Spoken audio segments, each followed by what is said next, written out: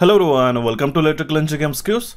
आज के सेशन में हम लोग आपके upcoming examination SSC JE CBT 1 के लिए जो 2024 के लिए जो भी स्टूडेंट्स तैयारी कर रहे हैं उनके लिए प्रीवियस ईयर का कंप्लीट पेपर सोल्यूशन और एनालिसिस हम लोग करने वाले हैं। ठीक है, 9 अक्टूबर 2023 को ये पेपर हुआ था गाइस। ये अब हमारा जो पेपर 2 यहाँ पे हम लोग कह रहे हैं ये हमारा पार्ट 2 रहेगा हमारे सेशन का, क्योंकि जो 100 क्वेश्चन थे उसके जो फर्स्ट 50 क्वेश्चन थे आप यहाँ पे देख सकते हो, मैंने ऑलरेडी एक्सप्लेन कर दिए कल ही। ठीक है, फर्स्ट यहाँ पे 1 नंबर करके #1 करके बताया, 1 to 50 क्वेश्चन मैंने ऑलरेडी एक्सप्लेन कर दिया। ठीक है, जो समय काफी हो रहा था इसलिए हमने सेशन को ब्रेक करके एक पार्ट में इसको रिलीज कर दिया। आज के सेशन में गाइस हम लोग जो रिमेनिंग क्वेश्चन नंबर 51 ऑनवर्ड्स हम लोग अप टू क्वेश्चन नंबर 100 ये हम लोग कंप्लीट करने वाले हैं। ठीक है, काफी इंपॉर्टेंट और बेहतरीन सेशन रहने वाला है आपके अपकमिंग एग्जामिनेशन के लिए। कुछ नए पैटर्न के क्वेश्चन भी हमें देखने को मिले हैं। ठीक है, और इसी के साथ अगर आप 10 तारीख है, जैसे 9 तारीख का है, 10 और 11 तारीख का अगर पेपर चाहते हो तो मुझे कमेंट बॉक्स में कमेंट कीजिएगा, जल्दी से जल्दी वो भी आपको मैं प्रोवाइड कर दूंगा। और सेशन को शुरू करने से पहले बताना चाहता हूँ, अगर आप इलेक्ट्रिकल इंजीनियरिंग एमसीक्यू चैनल पर फर्स्ट टाइम विजिट कर रहे हो तो चैनल को सब्सक्राइब करके नोटिफिकेशन बेल को क्लिक करके ऑल पे क्लिक कीजिएगा, सो दैट कोई भी इंपॉर्टेंट अपडेट आप टाइम टू टाइम मिस ना कर सको। तो स्टार्ट करते गए अभी हमारे सेशन को, और इस सेशन की जो लिंक है आपको डिस्क्रिप्शन बॉक्स में मिल जाएंगी या फिर वीडियो के सेक्शन में जाके इसको आप देख सकते हो। क्लियर है?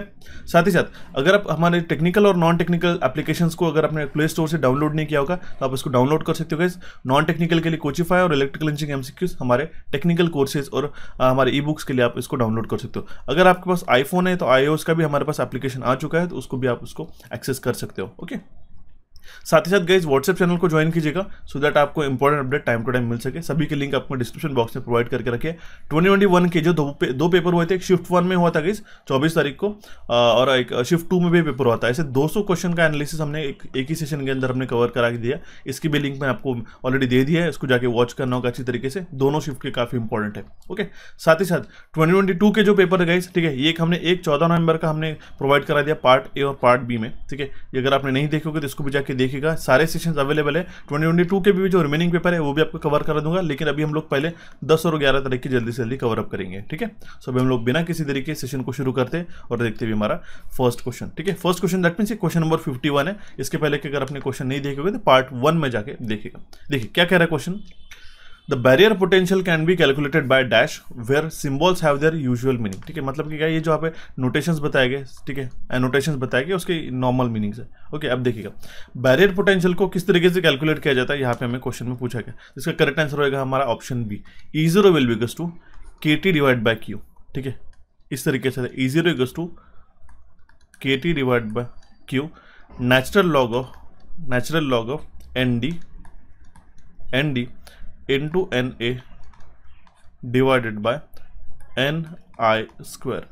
ठीक है, NI स्क्वायर ये होता है हमारा बैरियर पोटेंशियल का। वेरी वेरी इंपॉर्टेंट है गाइस ये फॉर्मूला। अब देखिए यहाँ पे मैं क्या बताना चाहता हूँ, बैरियर पोटेंशियल क्या होता है। एक आपने PN जंक्शन डायोड देखा होगा, ठीक है, PN जंक्शन डायोड में तो यहाँ पे जो बीच में, ठीक है, यहाँ पे जो जंक्शन फॉर्म होता है, ठीक है, तो ये बैरियर पोटेंशियल क्या करता है, एक सर्टेन अमाउंट ऑफ वोल्टेज कि जो चार्ज कैरियर्स है उसको एक दूसरे के ऊपर क्रॉस करने देते, जंक्शन को क्रॉस करके मूव नहीं करने देते, उसको रिस्ट्रिक्ट करता है। ठीक है, तो जो बैरियर पोटेंशियल रहता है पीएन जंक्शन में, वो ऐसा बैरियर रहता है जो हमारे चार्जेस को अक्रॉस द जंक्शन वो फ्लो होने नहीं देता नॉर्मली। ठीक है, तो अगर हमारा फॉरवर्ड वोल्टेज अप्लाई होता है तब जाके वो हमारा ये बैरियर पोटेंशियल क्रॉस अप करके हमारा एज अ क्लोज स्विच करके वर्क करता है। ठीक है, क्लियर है, बेसिक्स इसमें डिटेल्स आपको मैंने मेंशन किया। ओके, अब देखिए मेजर चीज़ क्या होती है इसके अंदर। ठीक है, यहाँ पे हर एक जो टर्म्स है उसके आपको नोमेनक्लेचर पता होने चाहिए कि जो K है हमारा ये बोल्ट्जमैन कांस्टेंट करके, T क्या रहता है हमारा टेम्परेचर रहता है, Q रहता है हमारा चार्ज, ठीक है, Na क्या रहता है, ठीक है, ये कॉन्सेंट्रेशन रहता है एक्सेप्टर इंप्योरिटीज का, Na मतलब एक्सेप्टर इंप्योरिटीज, ठीक है, Nd क्या रहता है, ये रहता है हमारा कॉन्सेंट्रेशन ऑफ डोनर इंप्योरिटीज, ठीक है, और Ni, ठीक है, ये क्या रहता है हमारा इंट्रिंसिक कॉन्सेंट्रेशन। ओके, मेजरली एक चीज़ आपको पता होनी चाहिए, सिलिकॉन डायोड के लिए बैरियर पोटेंशियल रहता है ये 0.7 वोल्ट रहता है। ठीक है, और जर्मेनियम है, ठीक है, जर्मेनियम है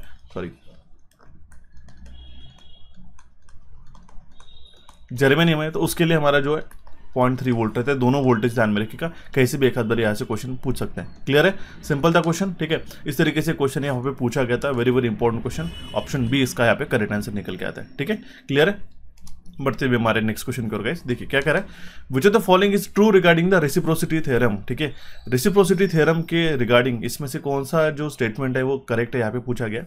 तो इसका करेक्ट स्टेटमेंट हो जाएगा हमारा ऑप्शन सी। देखिए मैं बता देता हूँ, the ratio of response to the excitation remains the same, ठीक है, the ratio of response to the excitation remains the same, ये स्टेटमेंट हमारा करेक्ट हो जाएगा। रेसिप्रोसिटी थ्योरम हमें क्या बताता है, कोई भी लीनियर और बायलैटरल नेटवर्क है या फिर सर्किट है जिसमें सिर्फ एक ही इंडिपेंडेंट सोर्स है, तो उसमें क्या जो रहेगा, रेशियो ऑफ रिस्पॉन्स जो रहेगा excitation is constant even though the source is interchange from input terminal to output terminal. Clear है, यहाँ पे इनपुट टू आउटपुट अगर हमने चेंज किया, ठीक है, current to voltage, voltage to current भी कर दिया हमारा, ठीक है, एक मान लो हमारा एक नेटवर्क है, यहाँ पे एक हमारा एक करंट सोर्स है, ठीक है, और यहाँ पे हमारा वोल्टेज सोर्स है, ठीक है। तो इसको अगर हमने यहाँ पे करंट की जगह वोल्टेज किया और वोल्टेज की जगह करंट किया तो भी इसका रिस्पॉन्स जो है सेम ही रहता है। क्लियर है, यहाँ पे कुछ लिमिटेशंस भी आती है गाइस इसके रेसिप्रोसिटी थ्योरम के बारे में, कि जो रेसिप्रोसिटी थ्योरम है ये एप्लीकेबल है सिर्फ और सिर्फ सर्किट जहाँ पे हमारे डिपेंडेंट सोर्सेज है, ओके, और रेसिप्रोसिटी थ्योरम जो है ये एप्लीकेबल है सिर्फ सिंगल सोर्स नेटवर्क के लिए। क्लियर है, तो आपको ध्यान में रखना होगा, ऑप्शन सी इसका करेक्ट आंसर हो जाता है, ठीक है।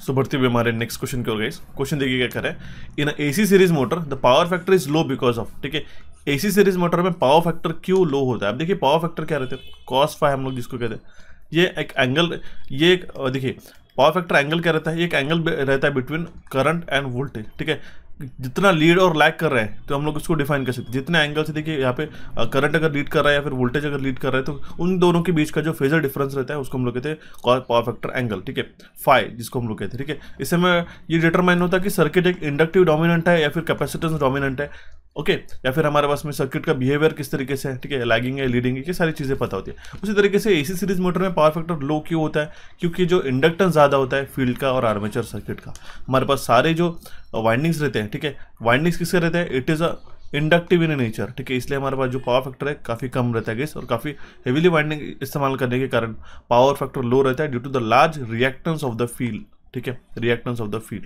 ओके, और आर्मेचर वाइंडिंग का भी, तो ये आपको चीज़ें पता होनी चाहिए। ऑप्शन डी इसका यहाँ पे करेक्ट आंसर निकल के आता है, ठीक है। बढ़ते हुए हमारे नेक्स्ट क्वेश्चन की ओर गाइस, क्या कह रहा है question, for measuring the earth resistance by the fall of a potential method how many auxiliary electrodes are used, very very important question, ठीक है। अब देखिएगा, earth resistance by fall of potential method, ठीक है, इससे हम लोग कितने इलेक्ट्रोड, इसको अगर हम लोग यूज करना चाहे, अगर हम लोग को अर्थ रेजिस्टेंस मेजर करना होगा, ठीक है, फॉल ऑफ पोटेंशियल मेथड से, तो कितने ऑक्सिलरी इलेक्ट्रोड्स की रिक्वायरमेंट रहेगी, तो वहाँ पे हमारे पास में 2 ऑक्सिलरी इलेक्ट्रोड्स रिक्वायर्ड रहते हैं, ठीक है, एक हो गया अर्थ इलेक्ट्रोड यहाँ पे, ओके, एक यहाँ का हमने पोटेंशियल देख लिया, तो ये एक फर्स्ट इलेक्ट्रोड होता है, ठीक है, जो हमारे पास में दूसरा है, ठीक है, ये हमारा दूसरा इलेक्ट्रोड, ओके, इस तरीके से। तो 2 हमारे पास में ऑक्सिलरी इलेक्ट्रोड रखते हैं, एक तो रहता है हमारे पास में करंट इलेक्ट्रोड, एक हो गया हमारे, देखिए ये अर्थ इलेक्ट्रोड हो गया, ठीक है, दूसरा हो गया हमारे पास में ये पोटेंशियल इलेक्ट्रोड, इसको हम लोग लिखते हैं पी, और तीसरा अगर हमारा ये हो जाता है हमारे पास करंट इलेक्ट्रोड, ठीक है, सी, ओके, ये इस तरीके से हमारा एक ग्राउंड लेवल यहाँ पे रहता है, ओके। ये मेथड हालांकि हम लोग को डिटेल में एक्सप्लेन करेंगे, तो ये इसमें हमारे पास 2 ऑक्सिलरी इलेक्ट्रोड्स की रिक्वायरमेंट रहती है, ठीक है, तो ऑप्शन डी इसका हमारा करेक्ट आंसर निकल गया। वेरी वेरी इंपॉर्टेंट क्वेश्चन, जरूर मार्क करके रखिएगा। बढ़ते हुए हमारे नेक्स्ट क्वेश्चन की ओर गाइस, क्या कर रहा है हमारे पास, which of the following connection is used as a distribution transformer, ठीक है, इसमें से कौन से कनेक्शन जो है एज अ डिस्ट्रीब्यूशन ट्रांसफार्मर करके यूज किए जाते हैं, तो हमारे पास डेल्टा स्टार, ऑप्शन बी इसका करेक्ट आंसर आ जाता है गाइस, ठीक है। डिस्ट्रीब्यूशन ट्रांसफार्मर में हमारे पास में एक साइड डेल्टा कनेक्टेड रहता है, ठीक है, और एक साइड जो है हमारे पास में स्टार हमारे पास कनेक्टेड रहता है। क्यों, इसका एक बेसिक सा रीजन होता है, क्योंकि हमारे पास में पे न्यूट्रल प्रेजेंट होता है गाइस, ठीक है, जो हम लोग 3 फेज 4 वायर इसको कहते हैं ना, ठीक है, तो एक फेज होता है आर वाई बी, और जो हमारे पास न्यूट्रल फॉर्म होता है, जो कॉमन पॉइंट फॉर्म होता है वो हमारा न्यूट्रल के लिए रहता है, इसलिए हम लोग डेल्टा स्टार कनेक्शन है जनरली डिस्ट्रीब्यूशन ट्रांसफार्मर के लिए इस्तेमाल करते हैं। क्लियर है, ऑप्शन बी इसका करेक्ट आंसर निकल के आता है। सो बढ़ते हुए हमारे नेक्स्ट क्वेश्चन की ओर गाइस, क्या कह रहा है हमारे पास question, in the split phase induction motor both the main winding and starting winding are displaced dash in a space, ठीक है, स्प्लिट फेज इंडक्शन मोटर में मेन वाइंडिंग और स्टार्टिंग वाइंडिंग जो है 90 डिग्री से अपार्ट रहती है एक दूसरे से, ठीक है, इंपॉर्टेंट है, ध्यान दीजिएगा, ठीक है। एंड वन मोर थिंग, यहाँ पे जो है गाइस सिंगल केज रोटर में ऑक्सिलरी वाइंडिंग का, यहाँ पे स्टार्टिंग वाइंडिंग और ऑक्सिलरी वाइंडिंग हम लोग क्या कहते हैं वो सेम ही रहती है, ठीक है, मेन वाइंडिंग कनेक्टेड रहती है, ऑक्सिलरी वाइंडिंग सेंट्रीफ्यूगल स्विच से डिस्कनेक्टेड हो जाती है। कब डिस्कनेक्ट होती है, जब वो 70 to 80% स्पीड, ये भी क्वेश्चन बनता है गाइस, ठीक है, जब वो 70 to 80% स्पीड ये अचीव कर लेता है, ठीक है, फुल लोड स्पीड के, सिंक्रोनस स्पीड के, तब जाके वो सेंट्रीफ्यूगल स्विच डिस्कनेक्ट कर देता है ऑक्सिलरी वाइंडिंग को। क्लियर है, ऑप्शन डी इसका यहाँ पे करेक्ट आंसर निकल के आता है। बढ़िया भी हमारे देखते भी हमारे नेक्स्ट क्वेश्चन की ओर। देखिए क्या कह रहा है, which is the following is not an advantage of shell type of transformer over a core type of transformer. ये मैंने कोर्सेज के अंदर भी बताया और रेगुलर सेशन के अंदर भी बताया गया कि शेल टाइप और कोर टाइप ट्रांसफार्मर का आपको डिफरेंस पता होना जरूरी है, ठीक है। तो कोर टाइप ट्रांसफार्मर में और शेल टाइप ट्रांसफार्मर में क्या डिफरेंस है, इसके बेसिस पे कौन सा एक एडवांटेज नहीं है बोल रहे शेल टाइप ट्रांसफार्मर का, नॉट एन एडवांटेज। तो इसका करेक्ट आंसर निकल के था हमारा ऑप्शन डी, इजी मेंटेनेंस। क्यों, इसमें क्या ना सैंडविच वाइंडिंग किया जाता है या फिर इंटरलीव्ड वाइंडिंग रहती है, ओके। तो इसके कारण क्या है, इसको डिसमेंटल करना मेंटेनेंस के लिए वो डिफिकल्ट हो जाता है। ध्यान दीजिएगा, ऑप्शन डी इसका करेक्ट आंसर आ जाता है। इसके लिए आपको डिफरेंस टेबल पता होना चाहिए, ठीक है, जो आपको कोर टाइप और शेल टाइप, मतलब कि क्या कि कोर टाइप ट्रांसफार्मर एक सिंगल मैग्नेटिक सर्किट रहती है, ठीक है। शेल टाइप में हमारे पास में 2 मैग्नेटिक सर्किट्स रहते हैं, ठीक है, इस तरीके से। क्लियर है, ऑप्शन डी इसका करेक्ट आंसर निकल के आता है। बढ़ते हुए हमारे नेक्स्ट क्वेश्चन की ओर।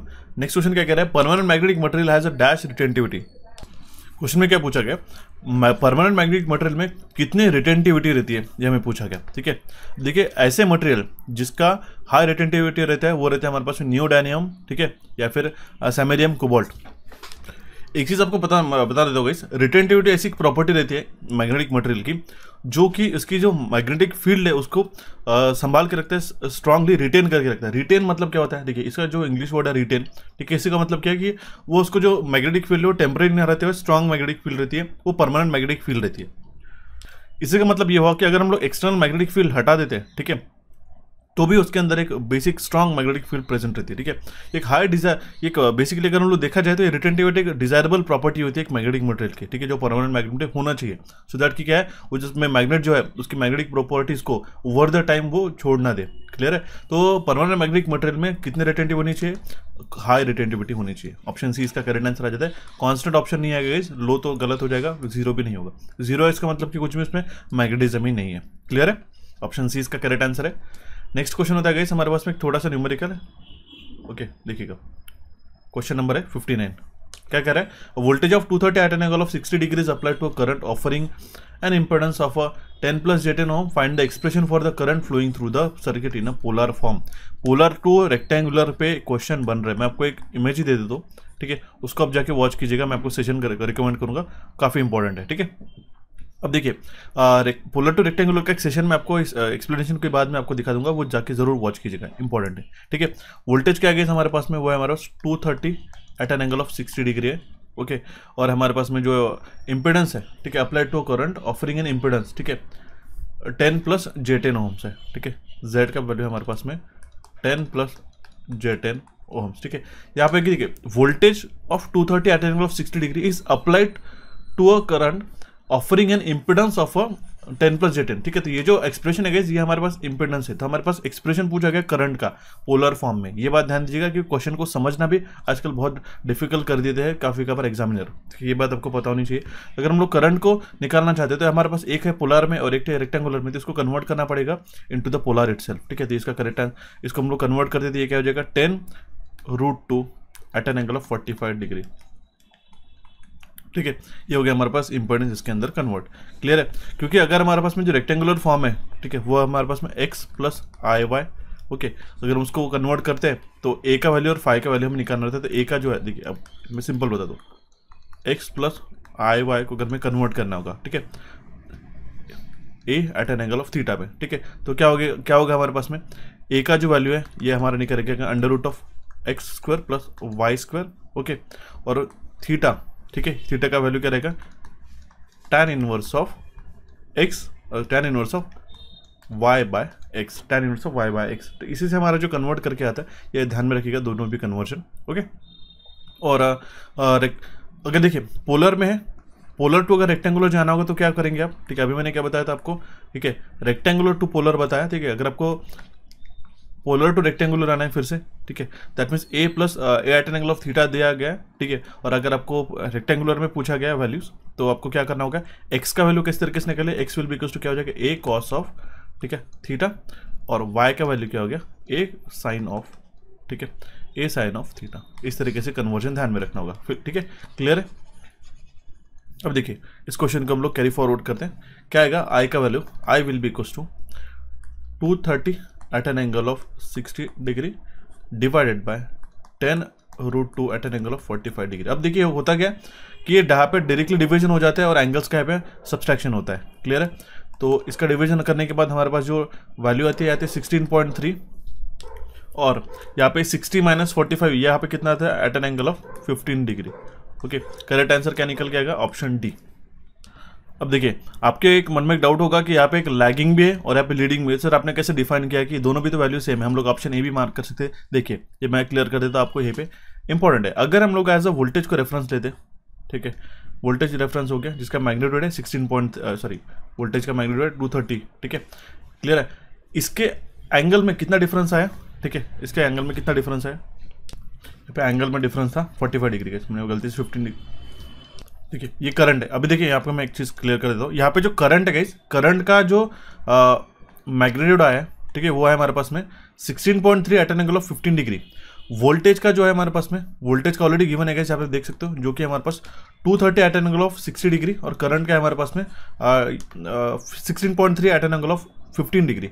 अब देखिए यहाँ पे डिफरेंस कितना जा रहा है करंट और वोल्टेज में, ठीक है, यहाँ पे 60 डिग्री है, क्लियर है, और यहाँ पे 15 डिग्री है, तो डिफरेंस जो जा रहा है वो 45 डिग्री का जा रहा है, ठीक है। करंट और वोल्टेज फेजर में जो डिफरेंस जा रहा है वो 45 डिग्री का जा रहा है। हमने मैग्नीट्यूड यहाँ पे लिख लिया, तो ये कितना जा रहा है, इसी का मतलब कि क्या है, जो हमारा करंट है ये लैग कर रहा है वोल्टेज को बाय 45 डिग्री, ठीक है, इस तरीके से यहाँ पे आ जाएगा। ये 90 डिग्री यहाँ पे होता है, करेक्ट। कोऑर्डिनेट अगर हम लोग यहाँ पे निकालते तो ये होता है हमारे पास में 45 डिग्री का, यहाँ पे क्लियर है। तो यहाँ पे जो करंट का है ये लैग करेगा, इसी का मतलब कि क्या है, वोल्टेज अगर हम लोग फेजर डायग्राम में अगर हम देखते हैं, ठीक है, फेजर रोटेशन को अगर हम देखते हैं तो वोल्टेज जो है लीड कर रहा है करंट को, कितने एंगल से, 45 डिग्री से, इसलिए वो हमारा यहाँ पे जो सर्किट का करेक्ट आंसर क्या होगा, हमारा लैगिंग हुआ, ठीक है, क्योंकि करंट लैग कर रहा है वोल्टेज को, इसी का मतलब क्या है, वोल्टेज लीड कर रहा है करंट को, one and the same thing. Okay, इसलिए हमारा ये जो सर्किट है ये हमारा लैगिंग सर्किट है, ये आपको इंपॉर्टेंट है, पता होना चाहिए, ठीक है। Very very important question guys, देखिए काफी फंडामेंटल क्वेश्चन है। अगर आप ऐसे बेसिक कैलकुलेशन में अगर आपको दिक्कत जाती होगी और अगर आपको यहाँ पे इस तरीके से समझ में नहीं आता, तो इंपॉर्टेंट है कि आपको ये चीजें क्लियर कर लो अभी के अभी, कि एक एक दो क्वेश्चन भी, क्योंकि लिस्ट रिसेंटली हमारा पार्ट ए में भी हमने एक क्वेश्चन इस तरीके से देखा था गाइस, और सिमिलरली कन्वर्जन के ऊपर एक दूसरा क्वेश्चन पूछा गया। सिंपल आपको करंट का इक्वेशन पूछा गया था, हमने वोल्टेज और इंपेडेंसेस को कन्वर्ट कर दिया, पहले वोल्टेज तो ऑलरेडी था ही पोलर में, ठीक है। अब देखिए, जब भी आप डिवीजन और मल्टीप्लिकेशन करते हो ये पोलर में होता है, ठीक है, और एडिशन और सब्सट्रैक्शन अगर आप करते हो तो ये हमारे पास में रेक्टेंगुलर में होता है, ये बात आपको ध्यान में रखना होगा, ठीक है, क्लियर है। तो ये इसका करेक्ट आंसर हमारा ऑप्शन डी आएगा, ठीक है, ना कि ऑप्शन ई। अगर यहाँ पे करंट लीड करता होता, ठीक है, तो जाके हम लोग इसको कह सकते थे कि वो हमारा लीडिंग है करके, क्लियर है। एक चीज बताना चाहता हूँ, अब आपको ये एक सेशन देखना होगा जिसका मैं आपको थंबनेल दिखा देता हूँ, देखिएगा। ये हमने सेशन काफी दिनों पहले यूट्यूब पे डाल रखा था, ठीक है, जो कॉम्प्लेक्स अलजेब्रा रहता है, ठीक है, रेक्टेंगुलर और पोलर के क्वेश्चन किस तरीके से सॉल्व करना रहेगा, एडिशन, सब्सट्रैक्शन, डिवीजन, मल्टीप्लिकेशन, और इंपॉर्टेंट है इसमें से जो वोल्टेज और करंट वाले जो क्वेश्चन बनते गए, ये मैंने ऑलरेडी यूट्यूब पे डाल रखा है, इसको जरूर आप वॉच कीजिएगा, काफी इंपॉर्टेंट सेशन है, कहीं पे भी उसको आपको मिस नहीं करना है, ठीक है। इंपॉर्टेंट एग्जांपल्स भी इसके अंदर हमने लिख रखे। इसकी अगर आपको लिंक चाहिए होगी तो आप यूट्यूब पे भी सर्च कर सकते हैं, या फिर डायरेक्टली डिस्क्रिप्शन बॉक्स में आपको लिंक प्रोवाइड करा दूंगा, ठीक है। अभी हम लोग बढ़ते हैं हमारे नेक्स्ट क्वेश्चन की ओर गाइस। देखिए क्या कह रहा है हमारे पास, in the circuit shown below the current I in the circuit is what, ठीक है। यहाँ पे 30 वोल्ट है, 20 वोल्ट है, 10 ओम्स का रेजिस्टेंस है, यहाँ पे करंट कितना होगा ये हमें पूछा गया गाइस। काफी सिंपल है, ठीक है। इसको अगर हम लोग केवीएल इक्वेशन में लगाते हैं, ठीक है, जिस तरीके से करंट की डायरेक्शन है हमारी क्लॉकवाइज, तो हम लोग किस तरीके से करेंगे। अब देखिए यहाँ पे माइनस प्लस है, ठीक है,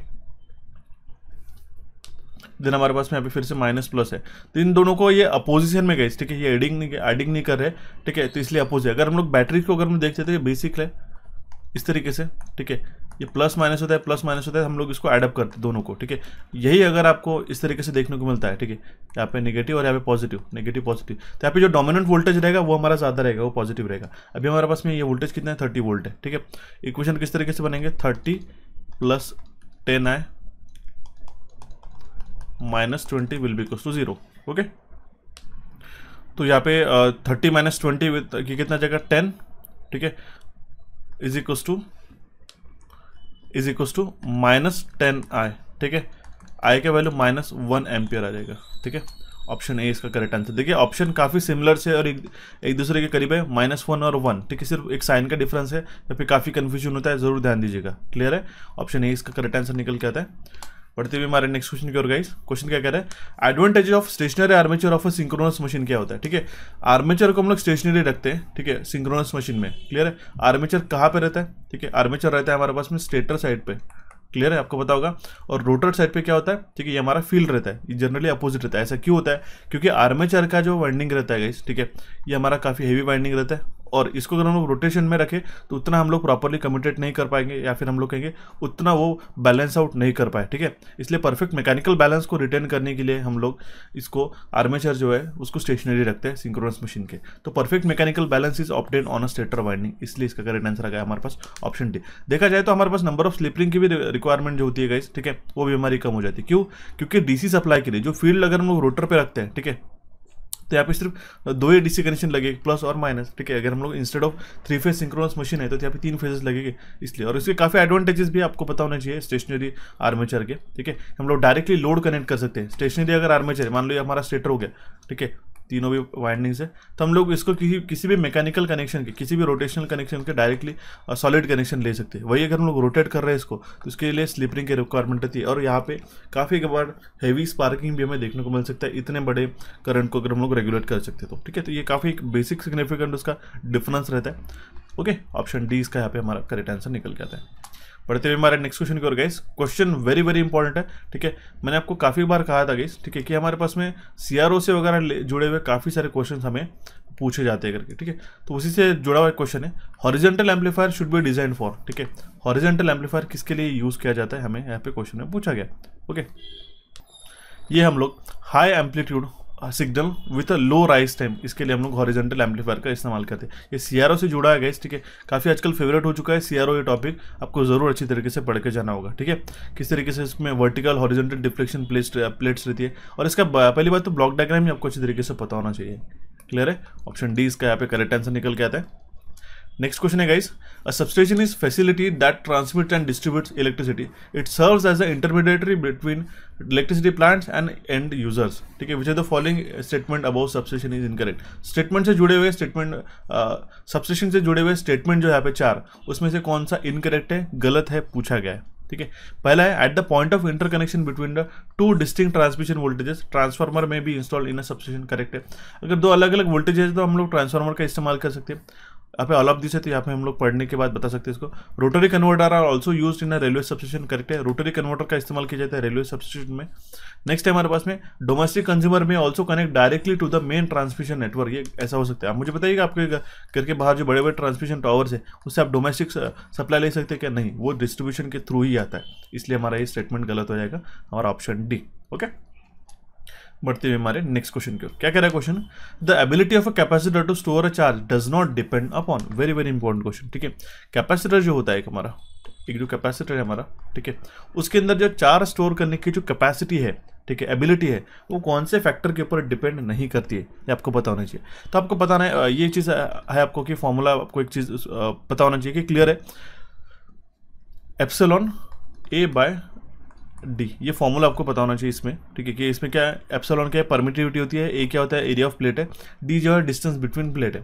तो ये 3 मेजर फैक्टर है जिसके ऊपर एक कैपेसिटेंस डिपेंड करता है यहाँ पे। और यहाँ पे कौन सा एक फैक्टर नहीं है, तो अगर हम लोग देख लेते हैं हमारे पास में nature of insulating material. Insulating material क्या है, इसका मतलब क्या है, डाइलेक्ट्रिक इसके अंदर कौन सा है, वो भी इंपॉर्टेंट है। अमाउंट ऑफ चार्ज ये मैटर नहीं करता, ठीक है। डिस्टेंस बिटवीन प्लेट मैंने आपको ऑलरेडी बताया, ये फैक्टर इंपॉर्टेंट है, ठीक है। एरियाज ऑफ द प्लेट ये भी फैक्टर इंपॉर्टेंट है, ओके। तो ये जो nature of the insulating material है, इसी के साथ हम लोग कह सकते हैं कि इसकी परमिटिविटी डिफाइंड होती है करके, ओके। ये इंपॉर्टेंट है गाइस। और देखा जाए तो जो फॉर्मूला मैंने कल किया था, Q is equal to CV, ठीक है, charge equal to capacitance into voltage, ये भी फॉर्मूला आपको पता होना जरूरी होता है, ठीक है। अमाउंट ऑफ चार्ज जो स्टोर होता है कैपेसिटर का, वो डिपेंड करता है अप्लाइड वोल्टेज पे। अगर हम ऐसा भी दिखाएंगे करें, Q is directly proportional to V, तो ये भी हमारा सही हो जाता है। तो करेक्ट आंसर क्या निकल के आएगा गाइस, हमारा ऑप्शन बी। कुछ बेसिक फंडामेंटल फार्मूला से ही आपको काफी सारे क्वेश्चन बनते हैं। बेसिक से अगर आपको फार्मूलाज क्लियर है तो आप आसानी से इसका आंसर मार्कअप कर सकते हो। क्लियर है? बढ़ते हुए हमारे नेक्स्ट क्वेश्चन की ओर गाइस, सिंपल सा क्वेश्चन है, देखिएगा क्या कह रहा है। The change in a current through the junction diode is a 1.5 milliampere when the forward bias voltage is change by the 0.6 volt. The dynamic resistance is what? Very very important question guys, ठीक है, ठीक है। इसको जरूर आप लिख के रखिएगा। स्टैटिक रेजिस्टेंस और डायनामिक रेजिस्टेंस आपको पता होना चाहिए, ठीक है। स्टैटिक रेजिस्टेंस क्या होता है, RDC, ये होता है हमारे पास ratio of VDC divided by IDC, ठीक है। नेक्स्ट है डायनामिक रेजिस्टेंस। नेक्स्ट है हमारे पास में डायनामिक रेजिस्टेंस। ये ऐसा डायनामिक रेजिस्टेंस है पीएन जंक्शन डायोड का, जब हमारा AC वोल्टेज हम लोग उसको अप्लाइड करते हैं, ठीक है। हम लोग RAC उसको लिखते हैं, तो डेल V, ठीक है। डेल हम लोग किसके लिए लिखते हैं, ठीक है, चेंज के लिए लिखते हैं, ठीक है। हम लोग चेंज के लिए टर्म यूज करते हैं, del V upon del I, okay, del V upon del Y.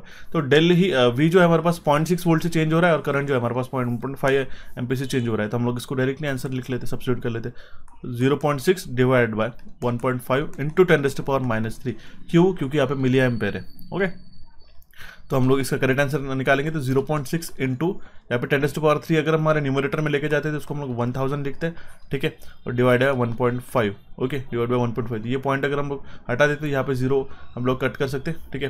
तो यहाँ पे आ जाएगा 600 डिवाइड बाय 1.5, ठीक है, 600 डिवाइड बाय 1.5, ओके। तो उसका आंसर हमारा निकल के आता है 400 ओम्स। सिंपल है गाइस, ऑप्शन डी इसका करेक्ट आंसर निकल के आता है। ओके, एक चीज़ बताना चाहते हो गाइस, अगर नेक्स्ट क्वेश्चन की ओर मूव ऑन करने से पहले अगर आप एसएससी जेईई की तैयारी कर सकते हो, तैयारी करना चाहते हो, तो हमारे पास एक सुपर एमसीक्यू कोर्स ऑलरेडी हमने प्रेजेंट करके रखा है, ठीक है। इसके अंदर सबसे बड़ी खासियत ये चीज़ है कि इसके अंदर हमने स्पेशल टेबल्स और चार्ट प्रेजेंट करके रखे हैं, ठीक है। जो भी कॉम्प्रहेंसिव थ्योरी रहते हैं हम लोग चार्ट्स और टेबल्स के माध्यम से प्रोवाइड करते हैं, सो दैट आपको इंपॉर्टेंट जो मेजर टॉपिक्स बनते हैं ये आपके सारे कवर अप हो जाते हैं एग्जामिनेशन में, ठीक है। क्वेश्चन को मल्टीपल टाइम्स करने से बेटर आपको चार्ट्स और टेबल्स को अच्छी तरीके से ध्यान में रखते हो। तो ये सारे जो इंपॉर्टेंट टॉपिक्स है हमने वीडियो सेशन के माध्यम से थियोरी प्लस क्वेश्चन को लेते हुए, पर्टिकुलर हमने क्वेश्चंस को ज़्यादा इसमें फोकस किया गया, ये हमने कोर्स रिलीज किया। आपको सारा जो इंपॉर्टेंट टॉपिक्स का सिलेबस है इसके अंदर हमने डाल रखा है, इसको आप जरूर वॉच कर सकते हो। इसके लिए कूपन कोड है आपका SSC 50, इसके लिए आपको इलेक्ट्रिक क्लेंजिंग एमसीक्यू उसका एप्लीकेशन डाउनलोड करना होगा। इस कूपन कोड को इस्तेमाल करते हैं तो पूरे साल भर के वैलिडिटी के साथ आप इस कोर्स को सिर्फ 499 रुपीज़ में ज्वाइन कर सकते हो, ठीक है। इसके लिए आपको एप्लीकेशन को डाउनलोड करना होगा, इलेक्ट्रिक क्लेंजिंग एमसीक्यूज के एप्लीकेशन को। कुछ क्वेरीज है तो आप मुझसे कम्युनिकेट भी कर सकते हो इस दिए गए नंबर के ऊपर, ठीक है। यहाँ पे जो आपको नंबर मेंशन किया उसके ऊपर भी कम्युनिकेट कर सकते हो, ठीक है। बढ़ते हुए हमारे नेक्स्ट क्वेश्चन की ओर देखते हुए हमारा नेक्स्ट क्वेश्चन गाइस क्या कह रहा है, देखिएगा। Reciprocity theorem can not be applied to the circuit having. अभी मैंने थोड़ी देर पहले बताया था, रेसिप्रोसिटी थ्योरम से 2 क्वेश्चन यहाँ पे पूछे गए। तो ऐसा थ्योरम हम लोग कौन से सर्किट को अप्लाई नहीं कर सकते जहाँ पे नॉन लीनियर एलिमेंट और मल्टीपल सोर्सेस है, ये ध्यान देना होगा आपको, ठीक है। ऑप्शन बी इसका करेक्ट आंसर आ जाता है। Only one independent sources, linear element, bilateral elements, ये इसके करेक्ट आंसर है। क्लियर है। और मेजर चीज़ क्या होती है कि रेसिप्रोसिटी थ्योरम जो है हम लोग कोई भी लीनियर सर्किट और बायलैटरल नेटवर्क को अप्लाई कर सकते हैं, या फिर सर्किट ऐसे सर्किट जहाँ पे सिर्फ और सिर्फ ओनली वन इंडिपेंडेंट सोर्स है, ओनली वन इंडिपेंडेंट सोर्स है, वहाँ पे हम लोग अप्लाई कर सकते हैं। ऐसे छोटे छोटे स्टेटमेंट वाइज क्वेश्चन काफ़ी इंपॉर्टेंट है, एग्जामिनेशन में काफ़ी बार बनते गए, ध्यान देना होगा। ओके, बढ़ते हुए हमारे नेक्स्ट क्वेश्चन की ओर क्या कह रहा है, power consumed by the 30 ohms resistance. यहाँ पे 30 ओम्स का रेजिस्टेंस है, कितना पावर कंज्यूम होगा ये हमें पूछा गया। अभी देखिए ये सारे पैरेलल में जुड़े हुए, इसका मतलब क्या है कि 300 वोल्ट है इस 30 ओम्स के अक्रॉस में, तो इसी का मतलब कि हम लोग पावर डायरेक्टली निकाल सकते हैं। पावर ड्रॉप ये क्या होता है, V² डिवाइड बाय R। इसमें हम लोग I² R क्यों नहीं निकाल सकते, क्योंकि हमारे पास डायरेक्टली ये भी वैल्यू निकालने से बेटर है कि हम लोग वोल्टेज और रेजिस्टेंस से ही हम लोग जो है वैल्यूज निकाल सकते हैं, ठीक है। I² R या फिर V² डिवाइड बाय R। तो करंट वाला इक्वेशन गिवन नहीं, इसलिए हम लोग इस फॉर्मूला को लेके इसको सॉल्व करेंगे। वोल्टेज कितना है हमारे पास में, 300² इंटू, ठीक है, 300² है तो 300 इंटू 300 लिख लेते हैं, डिवाइड बाय R। रेजिस्टेंस कितना है 30, काफ़ी सिंपल है। यहाँ पे हमारा जाएगा, यहाँ पे हमारा जाएगा 10, ठीक है, 10 into 300 which is equal to 3000 watt. Option C इसका करेक्ट आंसर निकल के आते हैं। काफ़ी सिंपल सा क्वेश्चन है गाइस। ओके, सीरीज सर्किट में जनरली हम लोग या I² R लॉस का फॉर्मूला लगाते हैं, लेकिन ये फॉर्मूला इंपॉर्टेंट है, पता होना चाहिए। क्लियर है। बढ़ते हुए हमारे नेक्स्ट क्वेश्चन की ओर क्या कह रहा है, identify the correct voltage range for medium transmission line. ठीक है, मीडियम ट्रांसमिशन लाइन के लिए करेक्ट वोल्टेज रेंज पूछा गया है, जो कि होता है 20 kV से लेके 20 kV से बड़ा लेकिन 100 kV से लेस। ऑप्शन डी यहाँ पे हमारा करेक्ट आंसर निकल के आता है। ओके, अब देखिए low voltage transmission line, LV transmission line, ये हमारा वोल्टेज कहाँ तक रहता है, अप टू 33 kV। ठीक है, मीडियम वोल्टेज ट्रांसमिशन लाइन कहाँ तक होता है, ठीक है, 33 kV से ज़्यादा। Okay, 33 kV to 132 kV। Okay, then आता है हमारे पास में हाई वोल्टेज ट्रांसमिशन लाइन, वो आता है 132 kV से लेके 230 kV। ठीक है, इसके बाद में EHV आता है हमारे पास, मैं आपको सारे टेबल दे रखिएगा इस already, 230 kV to 765 kV। Okay, इसके बाद आता है UHV। ठीक है, जो कि 765 के अबाव जो भी हमारे पास रहता है वोल्टेज, वो रहता है हमारे पास में ultra high voltage transmission line. ये आपको पता होना चाहिए, अगर आपने नहीं इसके पहले लिख के रखा होगा, फर्स्ट टाइम देख रहे होगे तो जरूर इसको नोट डाउन करके रखिएगा। ठीक है, ऑप्शन डी इसका करेक्ट आंसर निकल के आता है गाइस। बढ़ते हुए हमारे नेक्स्ट क्वेश्चन की ओर क्या कह रहा है हमारे पास, if the frequency of supply in a 3 core underground cable is double, then changing then the charging current will be dash. ठीक है, अगर frequency of supply 3 core underground cable के अंदर डबल कर दी गई तो चार्जिंग करंट के ऊपर उसका क्या असर होगा, ये हमें क्वेश्चन में पूछा गया है। Very very important question, please mark करके रखिएगा जो भी महाट्रांसको के लिए तैयारी कर रहे हैं, ठीक है, या फिर छत्तीसगढ़ स्टेट के लिए भी इसको देख रहे होगा, जो भी रिसेंट में एग्जामिनेशन है आपके पास PSPCL के लिए वगैरह, ठीक है, SSC के लिए भी इंपॉर्टेंट है, उनको ये मार्क करके रखना होगा। देखिए जो चार्जिंग करंट रहता है पर फेस 3 कोर अंडरग्राउंड केबल का, इसको हम लोग किस तरीके से लिखते हैं, IC is equal to VPH divided by XC। ठीक है, इसको हम लोग किस तरीके से इक्वेट करेंगे, VPH ओमेगा C। ठीक है, VPH ओमेगा C,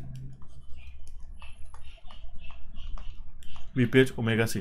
तो IC जो हमारे पास चार्जिंग करंट है, VPH जो होता है हमारा फेज वोल्टेज, ठीक है, ओमेगा जो होता है हमारे पास एंगुलर फ्रीक्वेंसी 2πf से हम लोग इसको डिनोट करते हैं, और C जो है ये हमारे पास पर फेज कैपेसिटेंस है। ठीक है, तो इस इक्वेशन से अगर हम लोग नोटिफाई करते हैं, इस इक्वेशन से अगर हम नोटिफाई करते हैं, तो अगर हमारा जो चार्जिंग करंट जो है, या जो कि डायरेक्टली प्रोपोर्शनल है हमारे फ्रीक्वेंसी से, चार्जिंग करंट है डायरेक्टली करंट है प्रोपोर्शनल है हमारे फ्रीक्वेंसी, ओमेगा से प्रोपोर्शनल है, और ओमेगा किससे प्रोपोर्शनल है, ये हमारे फ्रीक्वेंसी से प्रोपोर्शनल है। क्लियर है, तो इसी का मतलब क्या है, अगर हमारा फ्रीक्वेंसी डबल हो जाता है तो चार्जिंग करंट भी हमारा डबल हो जाएगा। सिंपल है, ऑप्शन बी इसका करेक्ट आंसर रहता है। ऑप्शन में आपको काफी बार कंफ्यूजन हो जाता है, हाफ है 4 टाइम्स होगा 3 टाइम्स होगा, क्यों, जस्ट बिकॉज कि आपको ये फॉर्मूला नहीं आता है उस टाइम पे, ये फॉर्मूला इसलिए काफी इंपॉर्टेंट होता है। छोटी छोटी चीजों से क्वेश्चन बन के आते हैं, ऐसा नहीं कि इलेक्ट्रिकल के काफी लिमिटेड टॉपिक है, आपको उसी जो आपका गिवन सिलेबस होता है उसी से मल्टीपल टाइम्स क्वेश्चन अलग अलग फ्रेम अप करके पूछे जाते हैं, ये आपको चीज पता होनी चाहिए। ऑप्शन बी इसका यहाँ पे करेक्ट आंसर निकल के आता है। ठीक है, बढ़ते हुए हमारे नेक्स्ट क्वेश्चन की ओर। देखिए क्या कह रहे हैं, what type of rotor is used in alternator driven by hydro turbines. Hydro turbines के द्वारा ड्राइव किया गया अल्टरनेटर जो रहते हैं उसमें कौन से टाइप का रोटर यूज किया जाता है। सिंपल है, 2 ही तरीके के हमारे पास रोटर रहते हैं, एक तो रहता है सैलिएंट पोल, ठीक है, और दूसरा रहता है सिलेंड्रिकल। ठीक है, दूसरा रहता है सिलेंड्रिकल। सैलिएंट पोल में क्या रहता है, इस तरीके से पोल जो हमारे पास एक्सट्रूडेड रहते हैं, ठीक है, बाहर, ठीक है, इस तरीके से पोल्स बाहर रहते हैं। इसमें जो वाइंडिंग्स रहती है, ठीक है, ये मैकेनिकली उतनी स्टेबल नहीं रहती अगर हम लोग सिलेंड्रिकल रोटर की बात करते हैं। उसमें क्या रहता है, सैलिएंट पोल की रोटर की अगर हम बात करें तो इसका डायमीटर है, ठीक है, ये ज़्यादा रहता है, लेकिन एक्सियल लेंथ जो है हमारी कम रहती है। लेकिन वही अगर हम सिलेंड्रिकल की बात करते हैं, इसका एक्सियल लेंथ ज़्यादा रहता है लेकिन डायमीटर हमारा कम रहता है। तो जो सिलेंड्रिकल रोटर है जनरली स्टीम टर्बाइंस होते हैं, ठीक है, जिसमें हाई स्पीड का इस्तेमाल किया जाता है, हाई स्पीड टर्बो अल्टरनेटर्स हो गए, वहाँ पे ये सिलेंड्रिकल का इस्तेमाल किया जाता है। और जो हाइड्रो पावर प्लांट के वगैरह अल्टरनेटर्स होते हैं ना सैलिएंट पोल, जिसकी स्पीड कम रहती है, उसमें सैलिएंट पोल रोटर का इस्तेमाल किया जाता है। ठीक है, तो कौन सा रोटर अल्टरनेटर में ऐसा यूज किया जाएगा जो हाइड्रो टर्बाइंस को ड्राइव करता है, हाइड्रो टर्बाइंस में, तो वो रहेगा हमारे पास सैलिएंट पोल रोटर। सिंपल है, ऑप्शन ए इसका करेक्ट आंसर निकल के आता है। ठीक है, सो बढ़ते हुए हमारे नेक्स्ट क्वेश्चन की ओर। क्वेश्चन नंबर है 71 इन BJT। क्वेश्चन को मूव ऑन करने से पहले बताना चाहता हूँ, अगर आपको सेशन पसंद आ रहे हैं और हमारे जो हम लोग काम कर रहे हैं आपके लिए, जो प्रीवियस ईयर के सेशंस प्रोवाइड करते हैं, MCQs आपको करवाते गए यूट्यूब पे फ्री ऑफ कॉस्ट, वो अगर आपको अप्रिशिएट कर सकते हो गाइस, तो हमारे एक ही चीज़ से अप्रिशिएट कर सकते हो, आप हमारे चैनल इलेक्ट्रिकल इंजीनियरिंग MCQs और कोचिफाई को सब्सक्राइब जरूर कीजिएगा। इससे हमें काफ़ी मोटिवेशन मिलता है गाइस।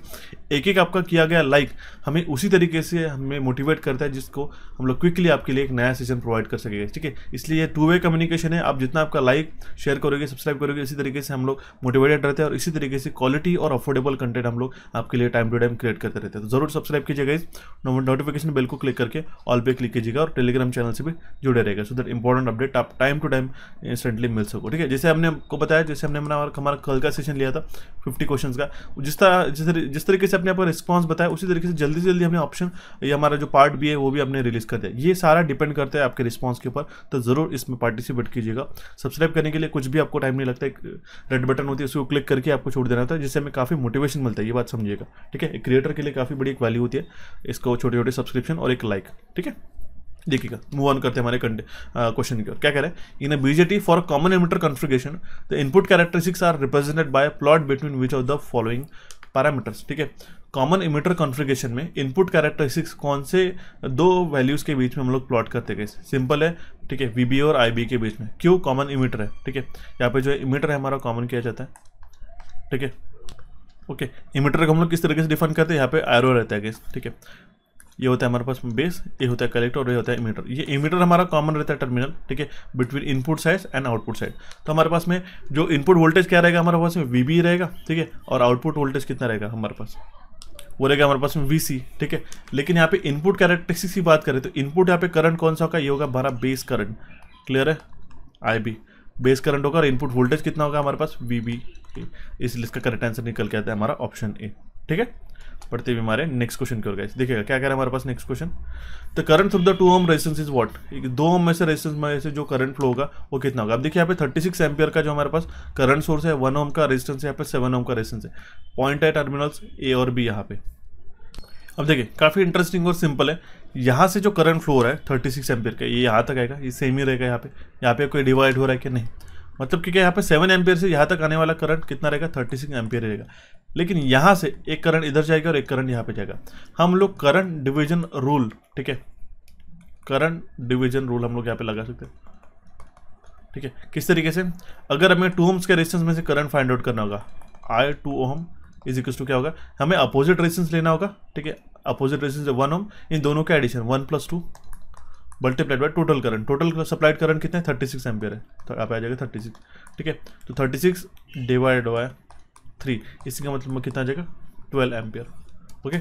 ऑप्शन ए इसका करेक्ट आंसर रहता है, 12 ampere from A to B, 12 ampere जो है A to B ऐसा फ्लो करेगा। देखिए यहाँ पे एक और एडिशन, ना तो सिर्फ उन्होंने ऑप्शन दिया, उनके साथ ये भी देख के रखा है कि किस तरीके से कहाँ से कैसे फ्लो का, ठीक है। अगर यहाँ पे ऑप्शन रहता है B to A, वो भी हमारा गलत हो जाता है, ठीक है। हम लोग 12 ampere from A to B minus 12 ampere from B to A रहता तो वो भी करेक्ट रहता था, समझिएगा, minus 12 ampere from B to A अगर रहता था तो वो ऑप्शन हमारा करेक्ट रहता था, ठीक है। क्योंकि अब अगर हम लोग करंट की डायरेक्शन अगर इस तरीके से फ्लो कर रही है, ठीक है, तो हम लोग उसका अपोजिट दिखाने के लिए यहाँ पे माइनस का यहाँ पे साइन प्लेस करते हैं, ठीक है, तो वो भी ऑप्शन करेक्ट होता है। लेकिन यहाँ पे क्या बताया, अगर 12 ampere from A to B है तो हमारा करेक्ट है, ठीक है। लेकिन 12 ampere from B to A रहता है तो वो ऑप्शन हमारा गलत रहता। सारे ऑप्शन की मैं तैयारी करके दे रहा हूँ सो दैट आप कहीं पे भी कंफ्यूज ना हो सको, क्लियर है। ऑप्शन ए इसका यहाँ पे हमारा करेक्ट आंसर निकल के आता है। सो गाइस बढ़ते भी हमारे नेक्स्ट क्वेश्चन की ओर, क्या कह रहा है हमारे पास next question, in the circuit shown below the value of current I is dash, ठीक है। यहाँ पे करंट का डायरेक्शन बताया गया है। जब भी आपको एक ध्यान में रखना होगा, करंट का डायरेक्शन दिया रहता है तो ऑप्शन की तरफ जरूर ध्यान दीजिएगा, क्योंकि यहाँ पर हमारे पास सेम वैल्यूज के नेगेटिव वैल्यूज रहते हैं, ठीक है। 2 एम्पियर नेगेटिव, 2 एम्पियर पॉजिटिव हमारे पास बताया गया, ठीक है। क्या क्या वैल्यूज गिवन है हमारे पास, एक 12 वोल्ट का बैटरी सोर्स है, 1 ओम का यहाँ पे हमारे पास रेजिस्टेंस है, 2 ओम्स का यहाँ पे रेजिस्टेंस है, 3 एम्पियर का करंट सोर्स गिवन है, क्लियर है। अब देखिए हम लोग इसको KCL से भी सॉल्व कर सकते हैं। यहाँ पे नोड गिवन है A, हम लोग इसको नोड वोल्टेज VA कंसीडर कर लेते हैं, ठीक है, VA, ठीक है। तो इस नोड वोल्टेज VA हमारा कंसिडरेशन के बाद हम लोग एक इक्वेशन फॉर्म कर सकते हैं, वो क्या होगा हमारे पास, VA माइनस कितना है हमारे पास 12 वोल्ट है, डिवाइड बाय यहाँ पे वो रेजिस्टेंस कितना है 1 ओम का रेजिस्टेंस है, plus VA divided by 2 ohms, ठीक है, VA डिवाइड बाय 2 ओम्स, ठीक है, इस ब्रांच में इज इक्वल टू, अब देखिए इज इक्वल टू क्या आ जाएगा हम लोग 3 एम्पियर, हम लोग यहाँ पे 3 एम्पियर प्लस में भी लिख सकते हैं या फिर -3 एम्पियर भी यहाँ पे लिख सकते, इज इक्वल टू 0 ऐसा भी लिख सकते हैं, क्योंकि करंट डायरेक्शन का आपको ध्यान में रखना होगा, इस तरीके से करंट डायरेक्शन फ्लो हो रहा है। इज इक्वल टू हम लोग यहाँ पे 3A लिख लेते हैं, ठीक है। क्रॉस मल्टीप्लाई करते हैं, ठीक है, दोनों की वैल्यू से क्रॉस मल्टीप्लाई करते हैं, यहाँ पे आ जाएगा 2VA -24 plus VA will be equals to, अब देखिए यहाँ पे डिवाइड में हमारे पास आ जाएगा 2 और यहाँ पे इक्वल टू है हमारे पास 3, तो ये 2 जो है इसको क्रॉस मल्टीप्लाई करते हैं तो 2 × 3 यहाँ पे आ जाएगा 6, okay. 2VA plus VA 3VA is equal to क्या हो जाएगा, -24 ए साइड चला जाएगा तो +30 आ जाएगा, ओके। तो VA का वैल्यू आ गया हमारे पास 30 divide by 3 10 volt, okay. 10 volt पे यहाँ पे हमारे पास वैल्यू हो चुकी है। अगर हमें करंट का डायरेक्शन निकालना है इस ब्रांच से तो हम लोग क्या करेंगे, देखिए अब देखिए VA -12 डिवाइड बाय 1, ठीक है, करंट का डायरेक्शन निकालना होगा, देखिए करंट का वैल्यू निकालना होगा तो, ओके। तो यहाँ पे क्या होगा, VA का वैल्यू हमारे पास 10 -12 डिवाइड बाय यहाँ पे जो है रेजिस्टेंस कितना है 1 ओम का रेजिस्टेंस है डिवाइड बाय 1, ठीक है। 10 -12 डिवाइड बाय 1 कितना आ जाएगा -2 एम्पियर, ठीक है, ओके। आई के वैल्यू ऑप्शन कौन सा करेक्ट होगा, option C will be the correct answer in this case. Very very important question guys, जरूर ध्यान दीजिएगा, ओके। बढ़ते हुए हमारे नेक्स्ट क्वेश्चन की ओर, क्या कह रहे हैं हमारे पास next question, which of the following is not a type of tender depending on the type of contract, ठीक है। इसमें से कौन सा टाइप ऑफ टेंडर नहीं है, ठीक है, डिपेंड कौन से फैक्टर के ऊपर डिपेंडेंट है, depending on the type of contract, ठीक है। टाइप ऑफ कॉन्ट्रैक्ट के अगर हम लोग डिफाइन करते हैं उसके अकॉर्डिंगली इसमें से कौन सा एक टेंडर का प्रकार नहीं है, ठीक है। ठीक है, तो वो हो गया हमारे पास में सिलेक्टेड टेंडर। ठीक है, अब देखिए सिलेक्टेड टेंडर जो है हमारे टाइप ऑफ टेंडर नहीं है। ठीक है, depending upon type of contract, type of contract के अकॉर्डिंगली जो अगर हमारे पास में अलग अलग किया थे, एक तो परसेंटेज रेट टेंडर आता है, लमसम टेंडर आता है, आइटम रेट टेंडर। ठीक है, लेकिन सिलेक्टेड टेंडर ये हमारा कोई भी ऑप्शन नहीं है। ऑप्शन डी इसका करेक्ट आंसर रहेगा।